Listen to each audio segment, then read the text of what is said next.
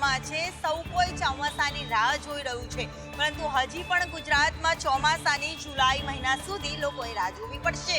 કાગડોળે ખેડૂતોથી લઈને ગુજરાતવાસીઓ ચોમાસાની રાહ જોઈ રહ્યા છે, તો બીજી તરફ અંગ દઝાડતી ગરમીનો પણ અહેસાસ થઈ રહ્યો છે। ત્યારે આજ ચોમાસાની રાહ હજી પણ કેટલાક દિવસ સુધી જોવી પડે તેવી સંભાવનાઓ હવામાન નિષ્ણાંત અને હવામાન વિભાગ તરફથી કરવામાં આવી છે, કારણ કે આ વખતે યુદ્ધ કેટલાક ગલ્ફ દેશોમાં થયા, તેના કારણે સમુદ્રના પાણીમાં દબાણ થઈ શક્યું નથી અને લો પ્રેશર સક્રિય ન થવાના કારણે ચોમાસામાં પણ હજી વિલંબ થઈ રહ્યો હોવાનું પણ અનુમાન કરવામાં આવી રહ્યું છે। તો બીજી તરફ હાલ વેસ્ટર્ન ડિસ્ટર્બન્સ સતત વધારો થઈ રહ્યો છે અને તેના જ કારણે ગુજરાતમાં ચોમાસું હજી પણ આવ્યું નથી, જ્યારે મહારાષ્ટ્રમાંથી ચોમાસું 48 કલાક બાદ ધીરી ગતિએ આગળ વધે તેવી પણ સંભાવનાઓ વ્યક્ત કરવામાં આવી છે, જેના જ કારણે ગુજરાતમાં વરસાદના વાદળો તો ઘેરાઈ રહ્યા છે, પરંતુ વરસાદ હજી પડતો નથી। એક તરફ હવામાન નિષ્ણાંત અને હવામાનના અધિકારીએ પણ નિવેદન આપ્યું છે કે આ વખતે લો પ્રેશર સક્રિય થયું નથી, તો બીજી તરફ વેસ્ટર્ન ડિસ્ટર્બન્સમાં સતત વધારો થવાના કારણે ચોમાસું ગુજરાતમાં વિલંબે આવ્યું છે, સાથે સાથે ગરમીનો પણ અહેસાસ લોકોએ કરવાનો વારો આવી રહ્યો છે। સુરત મહાનગરપાલિકાની પ્રી મોન્સૂનની કામગીરીના દાવાઓ પ્રથમ વરસાદમાં વહી જતા લોકોમાં રોજ જોવા મળી રહ્યો છે। સુરત શહેરમાં માત્ર 15 મિનિટના જ વરસાદે મનપાની કામગીરી પર અનેક સવાલો ઊભા કર્યા છે। શહેરના ઉધના બસ ડેપોથી લઈ સચિન હાઈવે સુધીના વિસ્તારમાં પાણી ભરાઈ જતા રસ્તાઓ નદીમાં ફેરવાઈમાં ગયા હતા। ખાસ કરીને ઉધના સચિન રોડ ઉપર એક તરફનો રોડ આખો પાણીમાં ગરકાવ થઈ ગયો હતો, જેમાં અંદાજે 500 મીટર સુધી પાણી ભરાઈ જવાથી વાહન ચાલકોને ભારે હાલાકીનો સામનો કરવાનો વારો આવ્યો હતો। તેવી જ રીતે ખંડોળા જીઆઈડીસી વિસ્તારમાં પણ વરસાદી પાણી ભરાઈ જવાથી વાહન ચાલકો અને રાહદારીઓને ખૂબ જ મુશ્કેલીનો સામનો કરવાનો વારો આવ્યો હતો। થોડા જ વરસાદમાં શહેરની આવી દશા જોતા સ્થાનિક અને મનપા તંત્ર સામે લોકો ભારે રોષ કરી રહ્યા છે। થોડા જ વરસાદમાં સુરત શહેરની આ પ્રકારની સ્થિતિ સર્જાઈ ગઈ તો મનપા આ પ્રકારની સ્થિતિને લઈ કોઈ પણ પ્રકારની કામગીરી કરશે કે નહીં તે પણ હવે જોવાનું રહેશે। ગુજરાત રાજ્યની જીવાદોરી સરદાર સરોવર નર્મદા ડેમની જળ સપાટીમાં થયો વધારો। એક તરફ ગુજરાતમાં ચોમાસું લંબાઈ રહ્યું છે, જેના કારણે પાણીની માંગ વધી રહી છે, તેવામાં ગુજરાત રાજ્યની જીવાદોરી સરદાર સરોવર નર્મદા ડેમના ઉપરવાસમાંથી પાણીની આવકમાં વધારો થયો છે। મધ્યપ્રદેશના ડેમોના પાવરસ ચાલુ થવાના કારણે સરદાર સરોવર નર્મદા ડેમ પર આજે પાણીની આવક 16,755 ક્યુસેક થઈ ગઈ હતી અને જેના જ કારણે સરદાર સરોવર નર્મદા ડેમની જળ સપાટી 126.79 મીટરે પહોંચી છે। સતત પાણીની આવકના પગલે કેનાલ હેડ પાવર હાઉસના 3 યુનિટ ચાલુ કરાયા છે, ત્યારે સરદાર સરોવર નર્મદા ડેમ પર પાણીની આવકના પગલે સરદાર સરોવરમાં અત્યારે 2686.27 મિલિયન ક્યુબિક પાણીનો વિપુલ પ્રમાણમાં જથ્થો સ્ટોરેજ છે। ત્યારે ચોમાસું ખેંચાતા સરદાર સરોવર નર્મદા યોજના ખરા અર્થમાં ગુજરાત માટે જીવાદોરી સાબિત થઈ રહી છે। વરસાદ ખેંચાતા સૌરાષ્ટ્ર સહિત રાજકોટમાં જળ સંકટ ઘેરું બન્યું છે। ડેમોની અંદર માત્ર 15 જુલાઈ સુધીનું જ પાણી બચ્યું છે। વરસાદ ખેંચાતા રાજકોટ સહિત સમગ્ર સૌરાષ્ટ્રની અંદર જળ સંકટ ઘેરું બન્યું છે। રાજકોટની અંદર જળ સંકટની સ્થિતિ વધુ વિકટ બની છે। આજી ન્યારી ભાદર ડેમની અંદર માત્ર 15 જુલાઈ સુધી ચાલે એટલું જ પીવાનું પાણી બચ્યું છે। રાજકોટ મહાપાલિકા દ્વારા પીવાના પાણીને લઈને સરકારની અંદર માગણી કરવામાં આવી છે અને સૌની યોજના મારફતે 800 MCFT પાણીનો જથ્થો માંગવામાં આવ્યો છે। જો વરસાદ હજુ પણ ખેંચાશે તો પાણીનું સંકટ વધારે ઘેરું બની શકે છે, કારણ કે ડેમોની અંદર તો પાણીનો જથ્થો ખૂટશે, પરંતુ સાથે સાથે બોર અને કુવાની અંદરનું પાણી પણ ઓછું થવા લાગશે, જેના કારણે સ્થિતિ વધારે વિકટ થઈ શકે છે। મહાપાલિકાએ સૌની યોજના મારફત નર્મદાનું નીર માંગ્યું છે। સરકાર પાસે 800 MCFT પાણીનો જથ્થો માંગવામાં આવ્યો છે। મોરબીના જેતપુરમાં ચાલી રહેલા આ મરણાંત ઉપવાસના 5મા દિવસે કાંતિલાલ અમૃતિયાનું નિવેદન સામે આવ્યું છે। મોરબી જિલ્લાના જેતપુર ગામે વિવિધ માંગણીઓને લઈને ખેડૂતો દ્વારા શરૂ કરાયેલા આ મરણાંત ઉપવાસનો સોમવારે 5મો દિવસ રહ્યો હતો। ખેડૂતો પોતાની માંગણીઓ અંગે સરકાર સમક્ષ યોગ્ય વળતરની માંગ સાથે અડગ રહ્યા છે। આ દરમિયાન ખેડૂતોના આંદોલન અંગે રાજ્યમંત્રી કાંતિલાલ અમૃતિયાએ મહત્વપૂર્ણ નિવેદન આપ્યું હતું। તેમણે જણાવ્યું હતું કે મુખ્યમંત્રી, નાયબ મુખ્યમંત્રી સહિત રાજ્ય સરકારના મંત્રીઓ ખેડૂતોના પ્રશ્નો અંગે હકારાત્મક અભિગમ ધરાવે છે। ઉપરાંત ધારાસભ્યો અને મંત્રીઓ દ્વારા પણ મુખ્યમંત્રી સમક્ષ ખેડૂતોની માંગણીઓ અંગે રજૂઆત કરી હોવાનું જણાવ્યું હતું। મંત્રી કાંતિલાલ અમૃતિયાએ વિશ્વાસ વ્યક્ત કરતા જણાવ્યું હતું કે સરકારે ખેડૂતોના હિતને ધ્યાનમાં રાખીને નિર્ણય કરશે અને ટૂંક સમયમાં રાજ્યના ખેડૂતોને ફાયદો થાય તેવી નિર્ણય જાહેરાત કરવામાં આવશે। તેમના નિવેદન બાદ ખેડૂતોના સરકાર તરફથી હકારાત્મક નિર્ણયની આશા વધુ મજબૂત બની છે। જેતપર ગામે છેલ્લા 5 દિવસથી ખેડૂતો આમરણાંત ઉપવાસ પર બેઠા છે અને સરકાર તરફથી હકારાત્મક નિર્ણયની રાહ જોઈ રહ્યા છે. સોનગઢ તાલુકાના 4 ગામોની મહિલાઓ આજે કલેક્ટર કચેરીએ પહોંચી હતી અને સ્વાગત કાર્યક્રમમાં તેઓ પહોંચી હતી. તેઓને આવાસ ફાળવવામાં ન આવી રહ્યાની રાવ કરી રહી હતી. સાથે સાથે હિન્દુઓને જે આવાસ ફાળવતા ન હોવાની રાવ કરી હતી.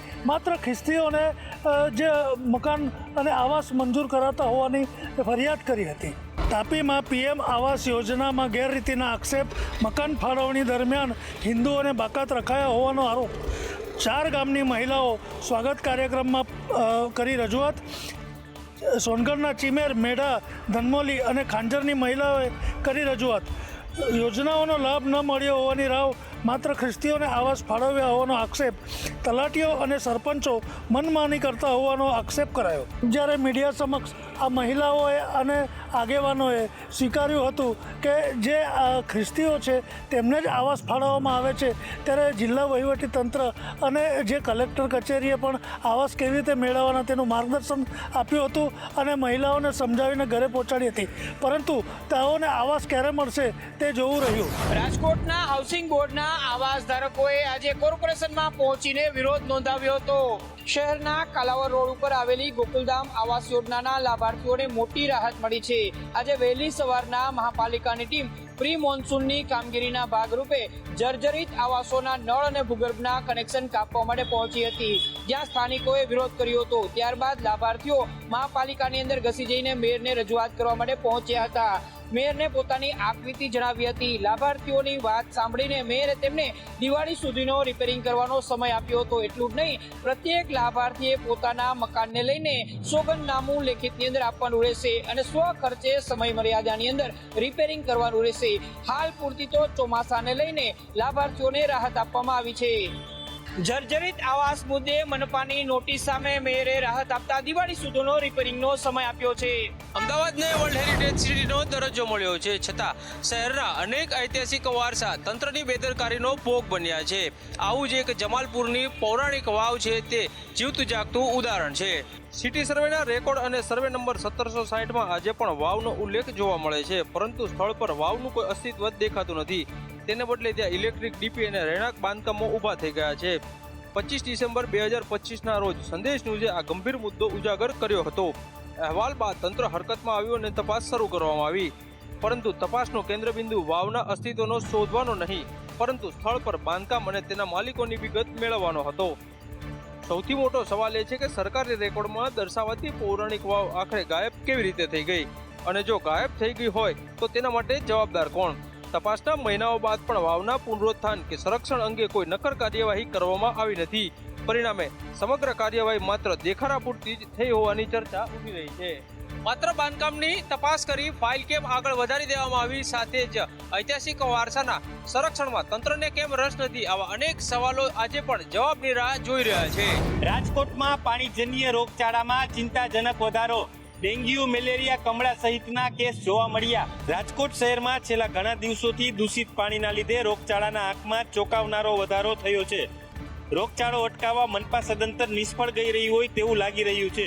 ત્યારે છેલ્લા એક સપ્તાહની જો વાત કરવામાં આવે તો મનપાના ચોપડે સામાન્ય તાવના 830, શરદી ઉધરસના 724, ઝાડા ઉલટીના 359, ટાઇફોઇડ, કમળા અને ડેન્ગ્યુ સહિતના કેસ નોંધાતા 798 એકમોમાં મચ્છર ઉત્પત્તિની નોટિસ આપવામાં આવી છે.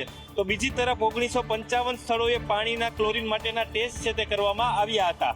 વધતો જતો રોગચાળો અટકાવવા માટે મનપા દ્વારા ક્લોરીન સહિતના ટેસ્ટ શરૂ કરાયા. લાલપુર ચોકડીથી મોવાડિયા બાયપાસ તરફ જતા હાઈવે પર ડિવાઈડર પર લગાવવામાં આવેલો વીજપોલ હવામાં ચોખ્ખી રીતે ઢળી પડતા વાહન ચાલકોમાં ચિંતા ફેલાઈ છે. હાઈવે મધ્યમાં આવેલા ડિવાઈડર પરનો વીજપોલ એક તરફ નમી ગયો છે અને તેનો ઉપરનો ભાગ રસ્તા પર તૂટી રહ્યો છે.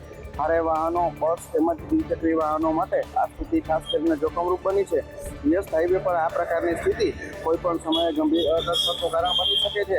હાલમાં ચોમાસાની શરૂઆત અને પવન અને વરસાદની સ્થિતિને ધ્યાનમાં લેતા પોલ વધુ નમી જાય અથવા તૂટી પડે તેવી ભીતિ વ્યક્ત કરવામાં આવી રહી છે. આ ઘટનાને કારણે હાઈવે પરથી પસાર થતા વાહન ચાલકોને ધીમી ગતિએ વાહન ચલાવવાની ફરજ પડી રહી છે. તેના કારણે ટ્રાફિક વ્યવસ્થામાં પણ અવરોધ સર્જાઈ રહ્યો છે. સ્થાનિક લોકોએ સંબંધિત તંત્રને વીજ પોલને સુરક્ષિત રીતે ખસેડવા અથવા બદલવાની માંગ કરી છે. વાહન ચાલકોને સાવચેતી રાખવા અને સંબંધિત વિભાગ દ્વારા તાત્કાલિક પગલાં લેવામાં આવે તેવી લોક માંગ ઉઠી રહી છે. બીજી તરફ આવી કામગીરીને લઈને તંત્ર સામે સવાલ પણ ઉભા થયા છે. ગાંધીનગરમાં કોંગ્રેસે પત્રકાર પરિષદ કરી અને નીટ યુજી પરીક્ષા પેપર લીક મામલે કેન્દ્ર સરકાર પર પ્રહાર કર્યા. ગાંધીનગરમાં આજે કોંગ્રેસ દ્વારા પત્રકાર પરિષદ કરવામાં આવી હતી. આ પત્રકાર પરિષદનો હેતુ નીટ યુજી પરીક્ષામાં પેપર લીક થવા બાબતનો હતો. પરીક્ષા તથા પેપર લીક મુદ્દે કોંગ્રેસ દ્વારા કેન્દ્ર સરકાર પર પ્રહાર કરવામાં આવ્યા છે. કોંગ્રેસનું કહેવું છે કે કોંગ્રેસ હવે વિદ્યાર્થીઓ માટે લડત લડશે અને આગામી સમયમાં દેશવ્યાપી આંદોલન કરશે. કોર્સ બદલાઈ ગયો છે અને બેઝિક ગણિત અને સ્ટાન્ડર્ડ દેવાને કારણે વિદ્યાર્થીઓ પરેશાન થઈ ગયા છે. અભ્યાસક્રમમાં ફેરફાર કરવામાં આવ્યો છે અને તેના કારણે વિદ્યાર્થીઓને અનેક ઘણી તકલીફ પડી રહી છે. 22 લાખ વિદ્યાર્થીઓએ નીટની પરીક્ષા આપી. કોંગ્રેસ નેતા ડોક્ટર હિમાંશુ પટેલે પણ આ અંગે નિવેદન આપ્યું હતું કે સરકાર વિદ્યાર્થીઓની મસ્કરી કરે છે. આ ઉપરાંત પેપર ફૂટવા તેમજ પરીક્ષામાં ગેરરીતિ કરવી, આ બધા કારણોસર વિદ્યાર્થીઓને હેરાન કરવામાં આવી રહ્યા છે. નીટ પરીક્ષામાં વાલીઓના લાખો રૂપિયા ખર્ચાયા છે, ત્યારે કોંગ્રેસ આગામી સમયમાં દેશવ્યાપી આંદોલન પણ કરશે. વિદ્યાર્થીઓ માટે હવે કોંગ્રેસ મેદાને આવ્યું છે અને આગામી સમયમાં દેશવ્યાપી આંદોલન પણ કરવાની કોંગ્રેસે જાહેરાત કરી છે. સમાચારોમાં આગળ વધીએ. અમદાવાદના જગન્નાથ મંદિરમાં 149મી ઐતિહાસિક રથયાત્રાની તૈયારીઓ જોરશોરથી અત્યારે જ શરૂ થઈ ગઈ છે. ભગવાન જગન્નાથ, બલભદ્ર અને બહેન સુભદ્રાજીના પવિત્ર રથોનું રંગરોગાન કરવામાં આવી રહ્યું છે. આ સાથે જ રથોમાં નવા પૈડા લગાવવામાં પણ આવ્યા છે. મંદિર પરિસરમાં ભક્તિમય માહોલ જોવા મળી રહ્યો છે. ભક્તો દ્વારા જય રણછોડ અને જય જગન્નાથના જયઘોષ સાથે સમગ્ર વિસ્તાર ગુંજી ઉઠ્યો છે. રથયાત્રાને લઈ અને ભક્તોમાં ભારે ઉત્સાહ છે. મહાપ્રભુજીની નગર સવારી એટલે અમદાવાદની વિશ્વવિખ્યાત અષાઢી બીજે નીકળતી રથયાત્રા અને રથયાત્રાની હવે તડામાર તૈયારીઓ કરવામાં આવી રહી છે. જે રથમાં નાથ બિરાજમાન થવાના છે તે રથનું રંગરોગાણ પણ શરૂ કરી દેવામાં આવ્યું છે. સાથે જ રથયાત્રા પહેલા જળયાત્રા યોજાતી હોય છે અને જળયાત્રાની તૈયારીઓ પણ મંદિરમાં કરવામાં આવી રહી છે. જ્યારે ખલાસી બંધુઓને પણ વર્ષોથી એક સૌભાગ્ય મળ્યું છે કે રથ ખેંચવાનું, રથની નવી ડિઝાઇન બનાવવાની અને રથનું રંગરોગાણ કરવાનું. ખલાસી બંધુ આપણી સાથે છે, એમની સાથે જ વાત કરીએ. દર વખતનો એક લહાવો હોય છે કે ભગવાનની સેવા અનોખી રીતે આપને રંગરોગાણનું સૌભાગ્ય મળતું હોય છે, કેટલી ખુશી થતી હોય છે. જય જગન્નાથ. બસ આ શબ્દો તો અમે વર્ણવી નથી શકતા, પણ સમય રથયાત્રાનો આવતો હોય તો અમારામાં જે હર્ષ અને ઉલ્લાસ હોય છે કદાચ કોઈ બીજા વ્યક્તિમાં જોવા નહીં મળતો હોય. કારણ કે અમારે રથનું કલરકામ કરવાનું હોય છે અને એની સેવા બિલકુલ અનોખી જ હોય છે. અને અમે સર્વે કારીગર ભાઈઓ મળી અને આ રથનું રંગરોગાણ કમ્પ્લીટ પૂરું કરીએ છીએ.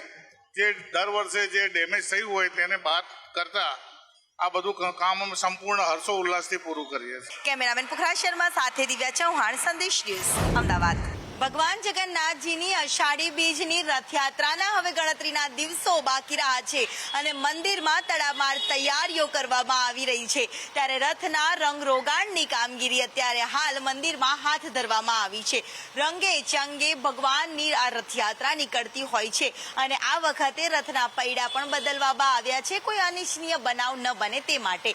જો કે આ વખતે વિશેષતા એ હશે કે અલગ જ ઐતિહાસિક થીમ, ઇતિહાસની જે હેરિટેજ થીમ છે તે થીમ ઉપર રથયાત્રા નીકળવાની છે અને એ જ રથયાત્રામાં અનેક ભાવિક ભક્તો જોડાતા હોય છે. ત્યારે રથ ખેંચવાનું જે સૌભાગ્ય ખલાસી બંધુઓને મળેલું હોય છે તે ખલાસી બંધુઓએ પણ હવે રથના રંગરોગાણની કામગીરી શરૂ કરવામાં આવી છે.